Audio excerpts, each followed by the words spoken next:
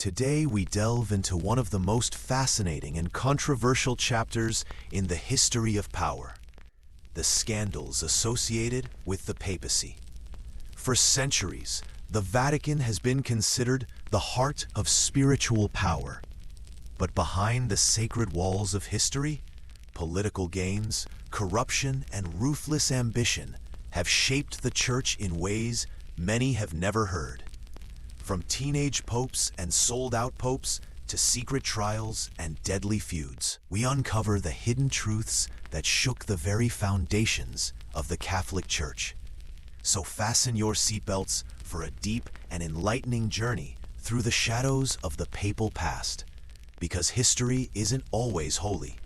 So before you get comfortable, give the video a like and subscribe, but only if you really like what I'm doing here. Leave a comment letting me know where you're watching the video from and what time it is in your corner of the world. It's always amazing to see how far this little community extends. Now, dim the lights. Maybe turn on a fan or some soothing background noise, and let's dive into today's story together. For nearly 2 millennia, the papacy has stood as one of the most enduring and influential institutions in human history. Rooted in the belief that the Pope is the spiritual successor to Saint Peter, the apostle chosen by Jesus Christ to lead his followers, the Bishop of Rome holds a position of profound religious authority. But the power of the papacy has never been limited to the spiritual realm alone. At its height, the Vatican wielded immense political, economic, and cultural influence, shaping the course of European civilization, mediating conflicts between kings and empires, dictating moral law, and acting as the supreme voice of Christianity for millions of followers around the globe. Yet, with such vast power comes the potential for both great good and great harm.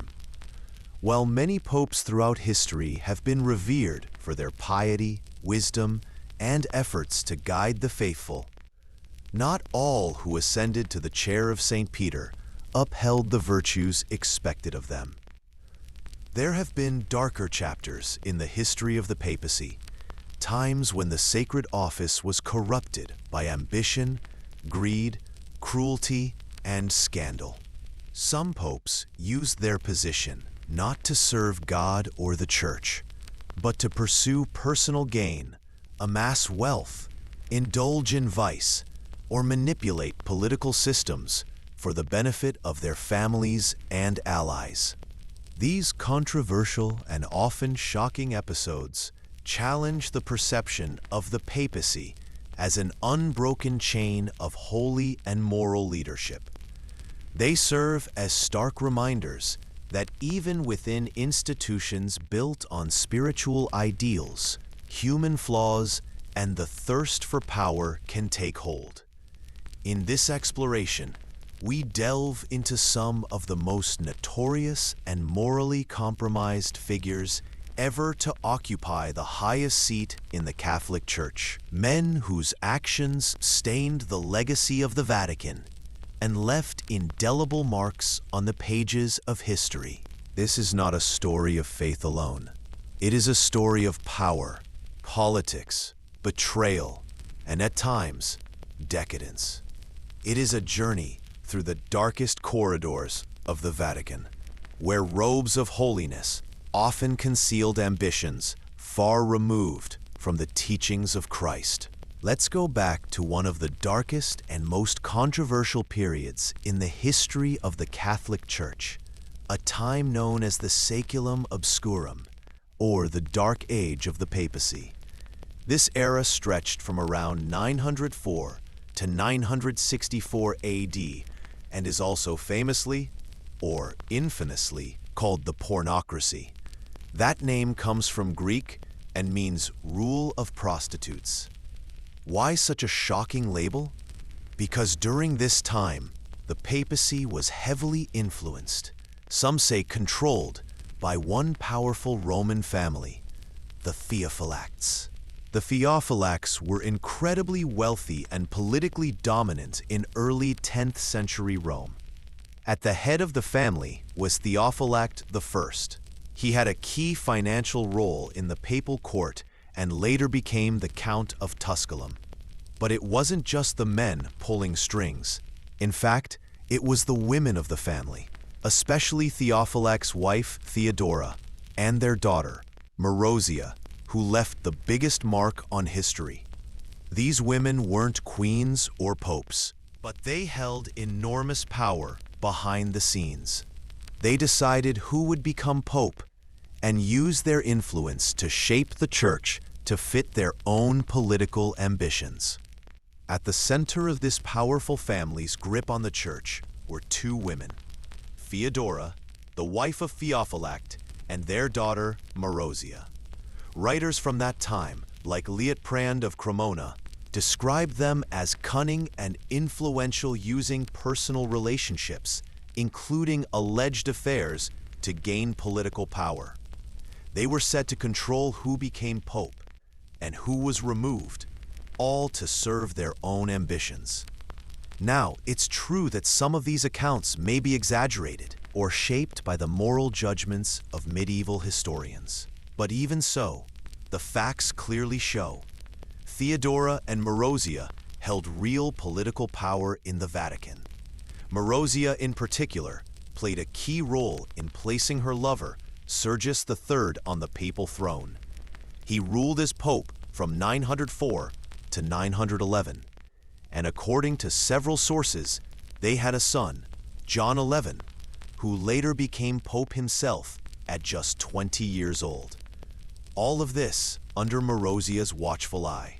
For years, Marozia effectively ran the Vatican. She chose popes who would follow her lead and used the church as a tool to secure her family's rule over Rome. During this dark chapter in church history, favoritism, corruption, and outside political control took a serious toll on the power and respect once held by the papacy. The Pope, meant to be a spiritual guide and moral leader, was reduced to little more than a puppet in the hands of powerful noble families. The church found itself wrapped up in scandal after scandal. There were shocking rumors of affairs, political murders, and bitter feuds between rival groups. At times, these groups even went as far as choosing their own competing popes. The result? Violent clashes that shattered the image of the church and deeply damaged its spiritual authority. But change finally came. In the mid-900s, the German Ottonian dynasty stepped in. With leaders like Emperor Otto I, the church slowly began to clean up its image and reclaim its independence. These reforming emperors pushed back against corruption and helped return the papacy to a more honest and spiritual path. Still, the memory of the Pornocracy didn't just fade away. It remained a painful reminder of what can happen when spiritual leadership is overtaken by greed, lust, and political ambition. Pope John XII, born Octavianus, was pope from 955 to 964 AD and is often considered one of the most immoral popes in Catholic history. He became pope at around 18 years old, thanks to his father, Alberic II of Spoleto. Alberic, who ruled Rome and came from the powerful Theophylact family, wanted to keep control of the papacy by putting his son in charge. From the beginning, John XII treated the role of pope more like a way to enjoy power and pleasure than as a holy responsibility. According to people who lived at the time, especially Liutprand of Cremona, a bishop and diplomat, John's behavior was shocking. They claimed he turned the Lateran Palace, the Pope's official home, into something like a brothel. He was accused of having affairs with many women, including his own relatives and the widows of important Roman leaders. Liutprand listed many shocking things Pope John XII was accused of doing: making a deacon in a stable, holding mass while drunk, calling on pagan gods during gambling, and even blinding or killing church rivals. While some of these stories might have been exaggerated, since Liutprand was writing for the German emperor, most historians agree that John XII was extremely immoral and not suited to be pope. John's careless rule eventually led to his downfall. In 962, he crowned Otto I, the King of Germany, as Holy Roman Emperor. But later, John betrayed Otto by secretly working with his enemies and encouraging rebellion in Rome. In response, Otto returned, removed John from power at the Synod of Rome in 963, and appointed Pope Leo VIII instead. This caused a major split, since many Romans still believed John XII was the rightful pope. John briefly returned to power as pope in 964, after Otto left Rome.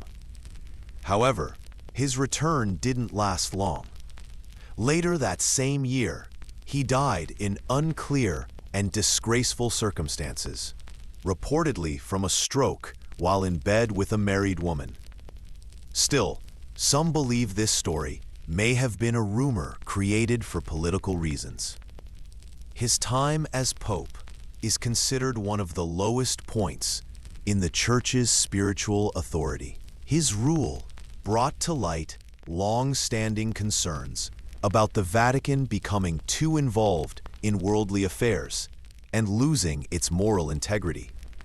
The image of a teenage pope behaving like a corrupt Roman emperor and dragging the holy office into scandal left a lasting and damaging mark on the history of the papacy. These two case studies, the domination of the Vatican by the Theophylax during the Saeculum Obscurum and the debauched rule of Pope John XII, represent one of the most controversial and disreputable chapters in the long history of the papal office. They also serve as sobering reminders of how deeply human corruption can compromise even the most sacred institutions. The Cadaver Synod, Justice Beyond the Grave, a detailed look at the strange trial of a dead pope and the deep political battles inside the Church. In the late 800s and early 900s, the Catholic Church was going through a time of chaos and political infighting. The papacy, the office of the pope, was deeply influenced by powerful noble families, particularly in Rome, who often treated the papal throne like a political prize rather than a spiritual role. Popes were chosen, removed, or even murdered based on shifting alliances and power struggles between families, kingdoms, and factions within the Church. One such pope caught in this storm was Pope Formosus, who reigned from 891 to 896 AD. Before becoming pope, Formosus had been a bishop and diplomat, gaining both admirers and enemies for his political involvement, especially in trying to align the Church with certain powerful rulers like the Carolingians, a dynasty that ruled parts of what are now France and Germany. Formosus had a long and complicated history in church politics. He was once excommunicated, cut off from the Church by a previous pope, John VIII, for overstepping his authority, but was later forgiven and restored. When he became pope, Formosus invited Arnulf of Carinthia, a German king, to invade Italy and remove Emperor Lambert of Spoleto, a rival supported by a strong Roman family. Arnulf was crowned Holy Roman Emperor by Formosus in 896. However, this plan failed. Arnulf fell ill and had to leave Italy, and Lambert regained power. This left Formosus and his supporters in a dangerous position. Soon after, Formosus died, possibly from natural causes, though some theories suggest he was poisoned. After Formosus died, a few short-term popes came and went. Then in 896, Pope Stephen VI, also known as Stephen VII, became pope. He was strongly aligned with the Spoleto family, enemies of Formosus. Stephen wanted to completely erase Formosus's legacy and discredit everything he had done as pope.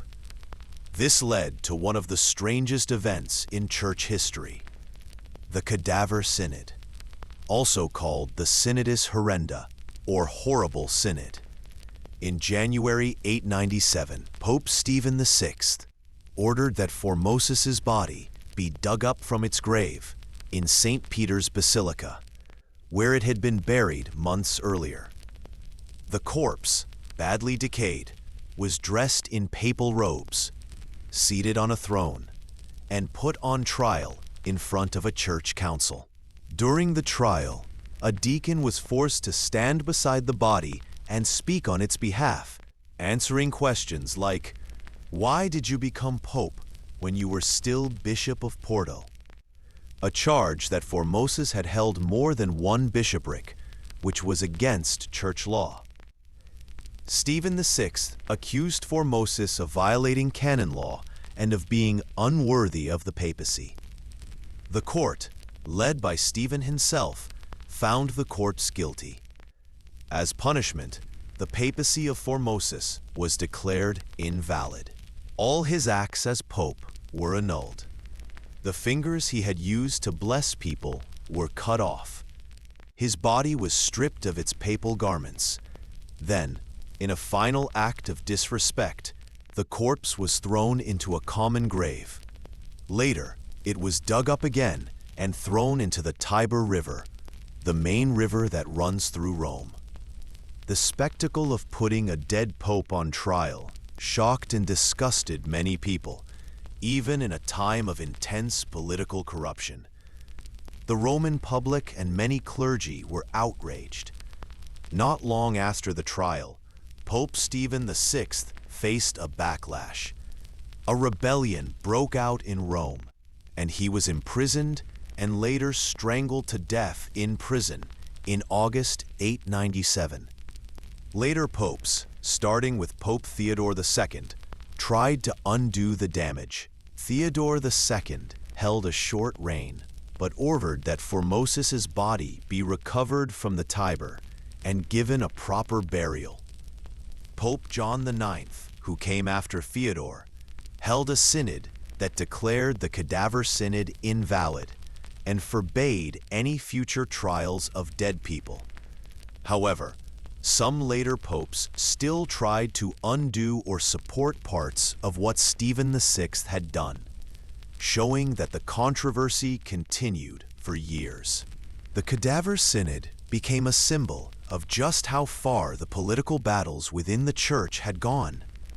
It showed the dangerous mixing of religion and power, and how popes could be used or even persecuted by the factions they either helped or opposed.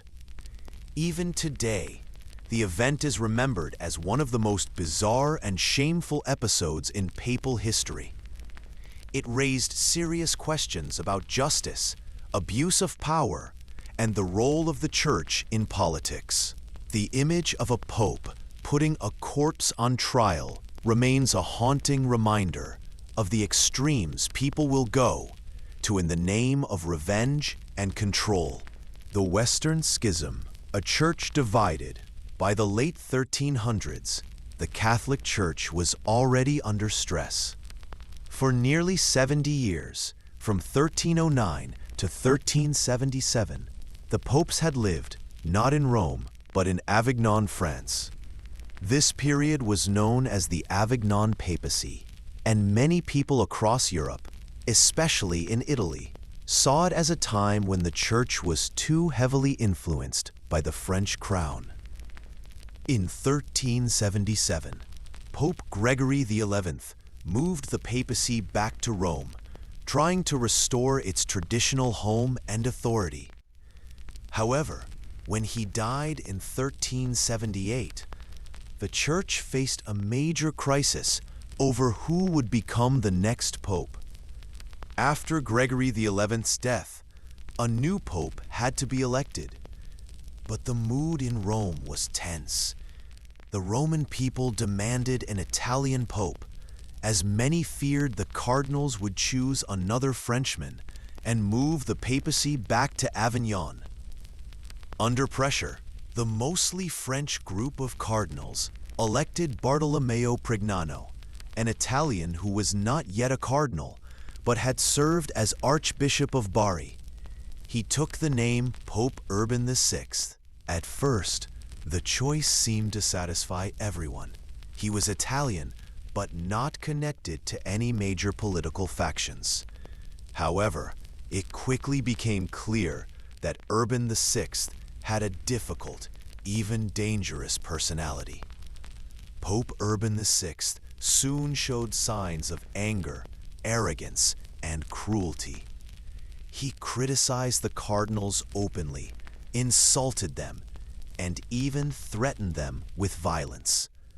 He demanded reforms in the church, but his aggressive and hostile way of enforcing them made him many enemies, especially among the same cardinals who had elected him. He refused to listen to advice and became more tyrannical as time went on. Urban's behavior led many to question whether he was mentally stable. Some of the cardinals even claimed they had only elected him under fear and pressure from the Roman mob, and that his election was invalid because it wasn't made freely.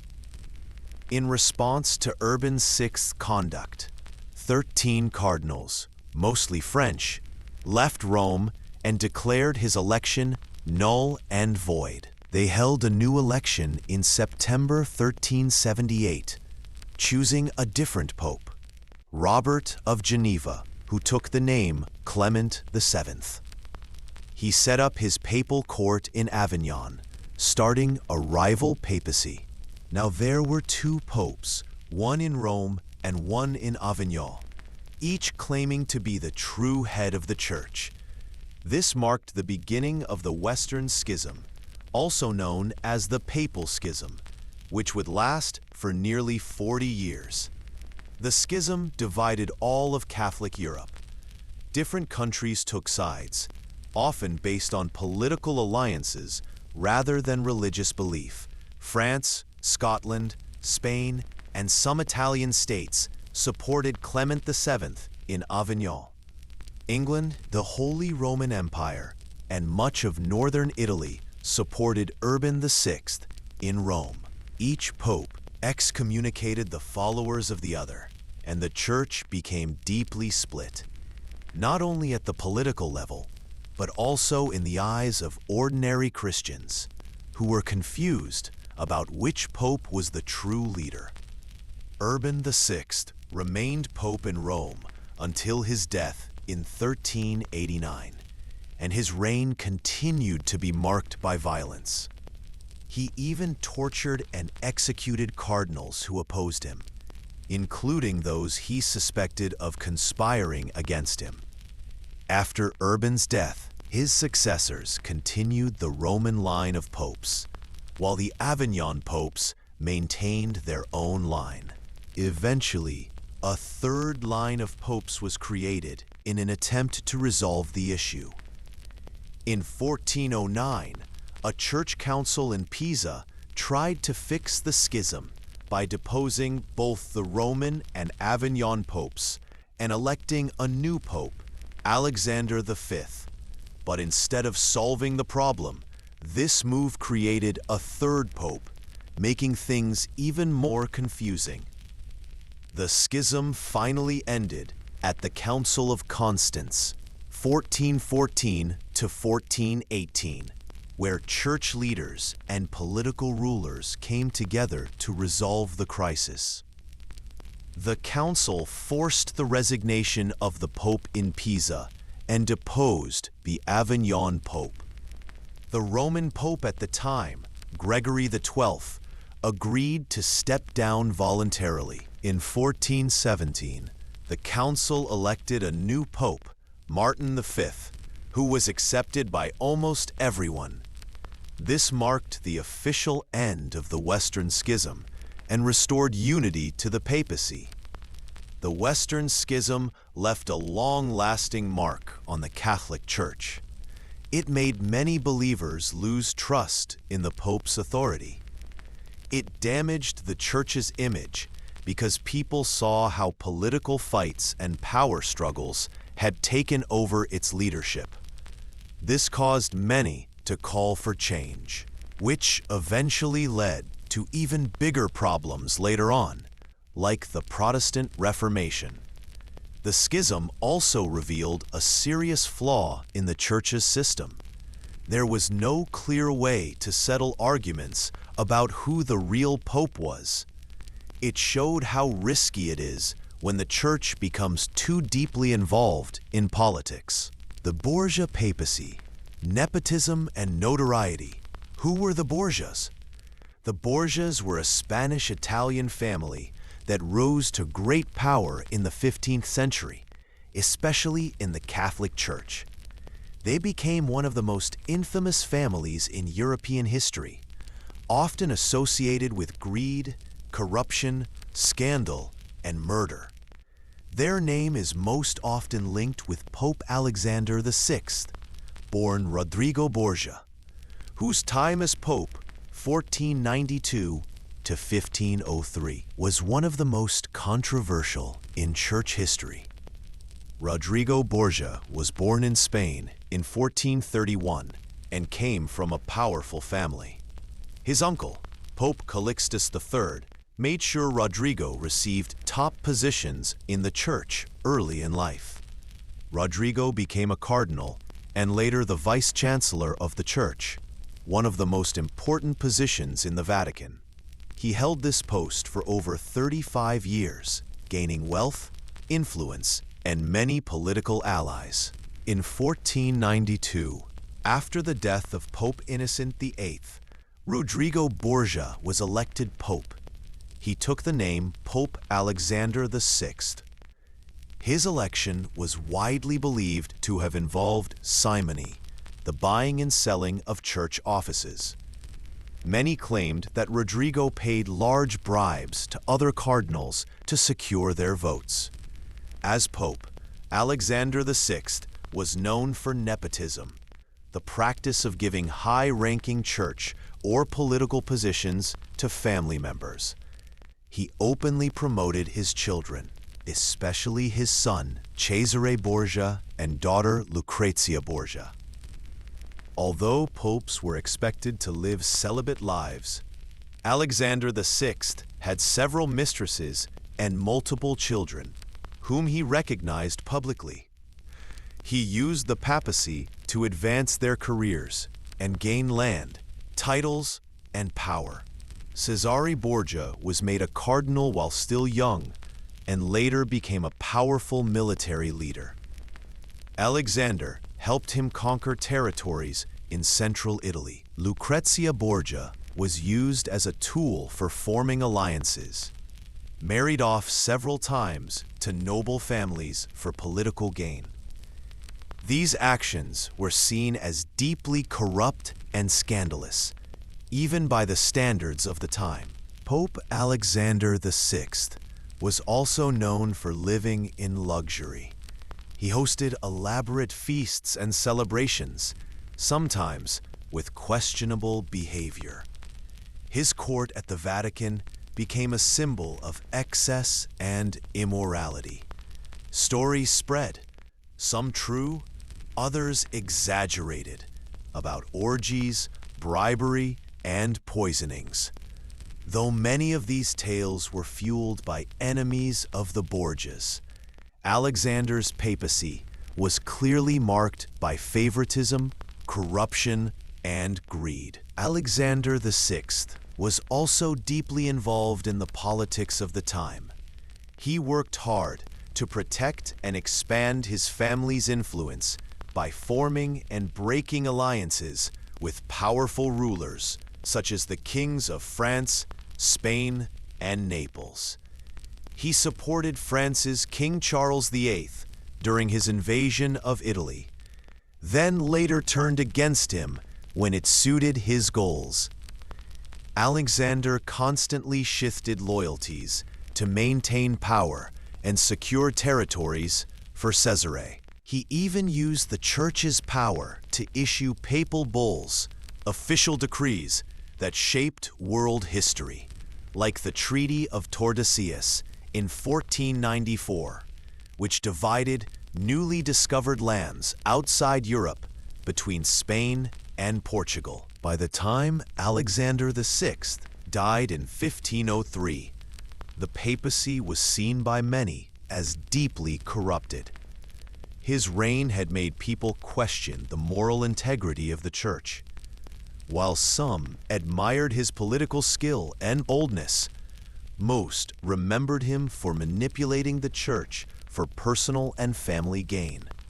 After his death, his son Cesare tried to hold on to power, but quickly lost his influence. Many of the Borgia family's allies turned against them. The family's reputation never recovered. The corruption during Alexander VI's rule contributed to growing demands for church reform. His papacy was one of several that helped fuel criticism of the Church's leadership, setting the stage for the Protestant Reformation in the early 1500s. The Borgia papacy became a symbol of everything critics believed was wrong with the Catholic Church at the time: abuse of power, greed, moral failure, and a lack of spiritual leadership. Pope Alexander VI's reign remains one of the most controversial chapters in the history of the Catholic Church. His time as Pope was filled with ambition, manipulation, and scandal. While he was a skilled politician and administrator, his actions deeply damaged the Church's reputation and helped spark calls for major reform. The legacy of the Borgia family lives on today as a reminder of how power, when unchecked by morals or duty, can corrupt even the highest offices of faith. The sale of the papacy. Benedict IX scandal. Pope Benedict IX is one of the most infamous figures in the long history of the Catholic Church. He served as pope not once, but 3 separate times in the 11th century, making him the only person in history to do so. His time in power was filled with corruption, scandal, and political chaos, and he is perhaps most remembered for an outrageous act: selling the papacy. Benedict IX was born around 1012 into the powerful Tusculani family, which controlled much of Rome and the papacy at the time. His real name was Theophactus of Tusculum, and he was likely in his early 20s or even younger when he first became pope in 1032. His rise to power wasn't due to religious leadership or spiritual devotion. It was the result of his family's political influence. His father, Count Alberic III of Tusculum, used his wealth and power to push his son into the papal office. From the start, Benedict IX's time as pope was widely condemned. Contemporary writers, including church historians, described him as corrupt, immoral, and unfit for the role. He was accused of committing serious sins such as simony, buying and selling church positions, violence, sexual misconduct, and general lawlessness. Some accounts even called his behavior a disgrace to the chair of St. Peter. People both inside and outside the church were shocked by how openly he abused his position. In 1044, a revolt broke out in Rome due to growing anger over Benedict's behavior. He was forced out of the city, and a new pope, Sylvester III, was elected by Benedict's enemies. But Benedict still had supporters and managed to return to power just a few months later in 1045, forcing Sylvester out. This created confusion. There were now two men claiming to be pope, both backed by different political groups. But what happened next shocked even the most cynical observers of the time. In May 1045, Benedict IX resigned from the papacy, but not out of guilt or humility. He sold the office to his godfather, John Gratian, a respected churchman who wanted to restore honor to the papal seat. John Gratian paid a large sum of money to Benedict, supposedly to help him marry a woman he loved. Although that marriage never happened. John Gratian became pope under the name Gregory VI. But the sale of the papacy caused outrage. Even though Gregory VI was a good man, the very idea that the holy office could be bought and sold like property was shocking and deeply offensive to many Christians. This event is considered one of the lowest points in the history of the papacy, and it clearly showed how far the church had strayed from its spiritual roots. The scandal didn't end there. Benedict IX regretted giving up power and soon tried to reclaim the papacy. For a time, there were three rival popes: Benedict IX, Gregory VI, and Sylvester III, all claiming to be the true pope. In 1046, King Henry III of Germany stepped in to solve the crisis. He called the Council of Sutri, where all three popes were either deposed or forced to resign. A new pope, Clement II, was chosen by Henry and recognized by the Church. Benedict IX was excommunicated for a time, but later reconciled with the Church before his death. Benedict IX's actions are often remembered as one of the darkest chapters in papal history. His sale of the papacy represents the commodification of a sacred office, treating the leadership of the Church as if it were something to buy, sell, or trade, rather than a divine calling. His behavior fueled demands for reform within the Church and helped lay the groundwork for later efforts to separate Church leadership from political and financial corruption. Pope Benedict IX's scandalous life and actions showed just how corrupt the Church had become in the early 11th century. By treating the papacy like a personal possession, he weakened the Church's authority and spiritual credibility. His story is often used as a warning about what can happen when power, money, and politics take over a role meant to be guided by faith and service. The Church would eventually move toward reform, but not before enduring more turmoil sparked by leaders like Benedict IX. The Inquisition intensified Paul IV's reign of intolerance. Pope Paul IV, born Gian Pietro Carafa in 1476, became pope in 1555 and ruled until his death in 1559.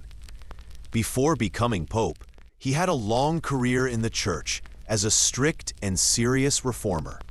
He believed the Catholic Church needed to be purified from corruption, but his version of purification often came with severe punishments, harsh intolerance, and extreme policies.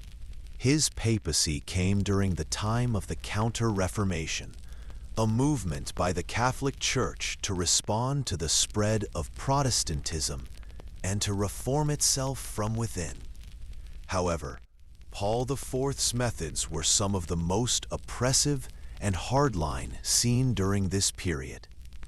Even before he became pope, Carafa had helped re-establish the Roman Inquisition in 1542, a church court that investigated and punished heresy, beliefs that went against Catholic teachings.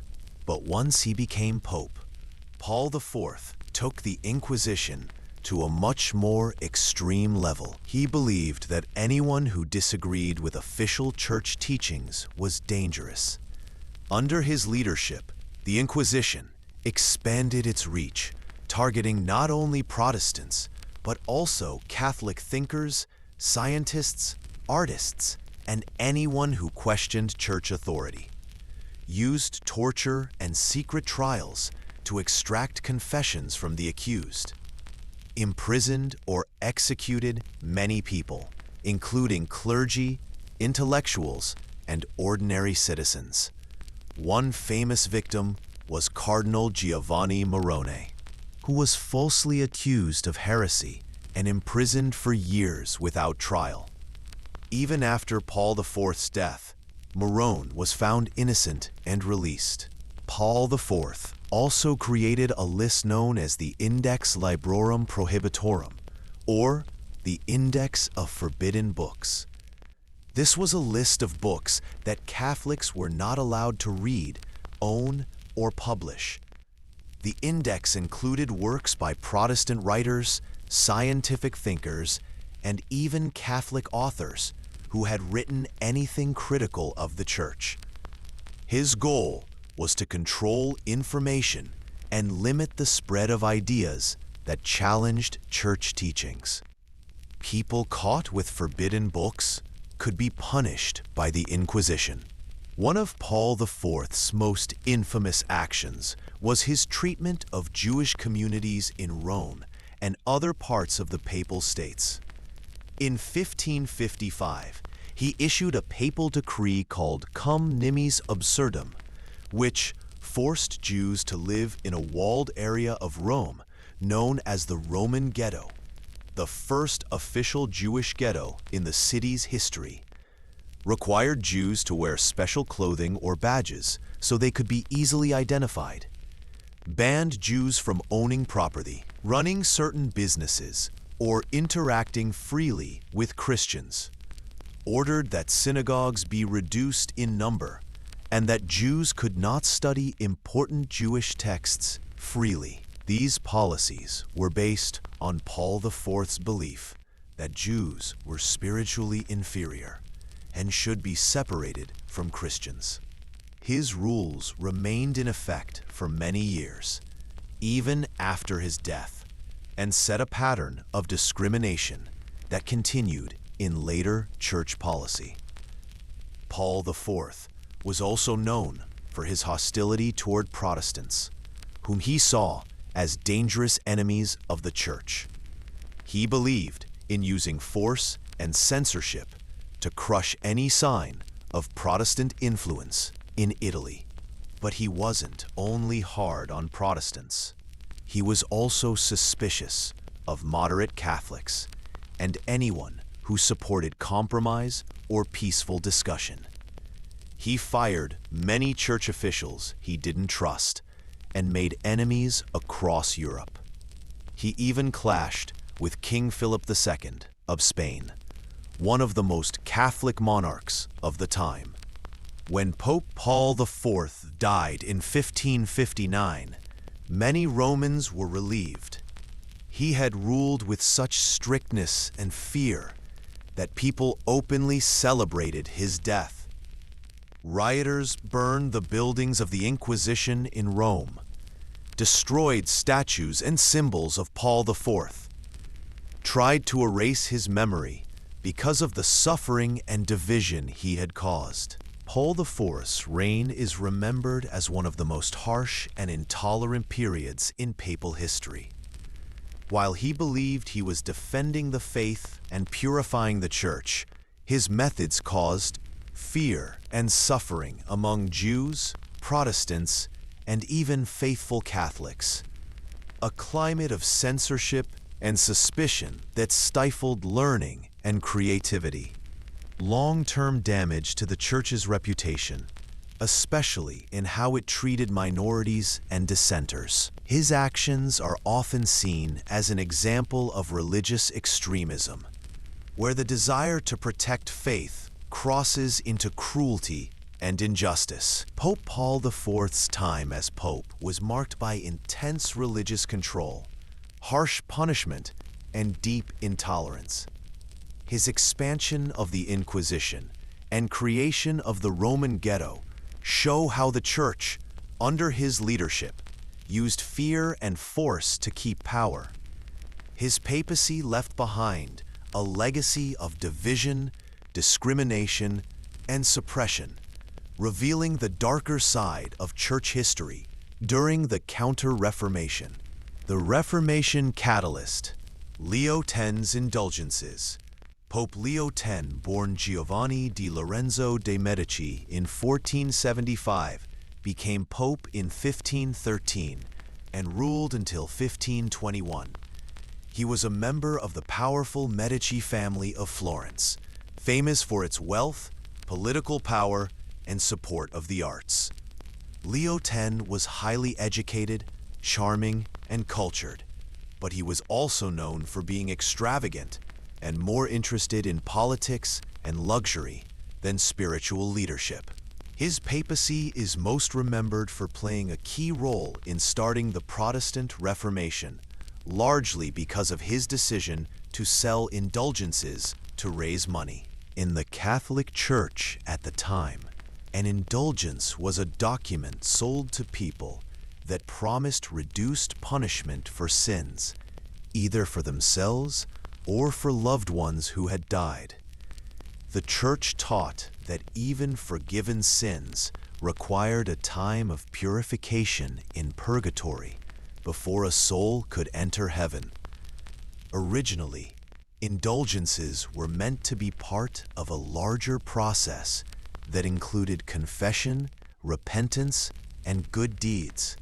But over time, they were abused and turned into a money-making tool. By the early 1500s, indulgences were being sold like commercial products, sometimes with the false promise that buying one could completely erase all sins or guarantee a loved one's immediate entry into heaven. Pope Leo X inherited major financial problems when he took office. One of his biggest goals was to rebuild and expand St. Peter's Basilica in Rome, a massive and costly project that symbolized the power and glory of the Church. To fund this, Leo X authorized the widespread sale of indulgences across Europe. He sent out preachers and agents, most famously a German friar named Johann Tetzel, who used emotional tactics to pressure people into buying indulgences. Tetzel reportedly said things like, "As soon as a coin in the coffer rings, a soul from purgatory springs."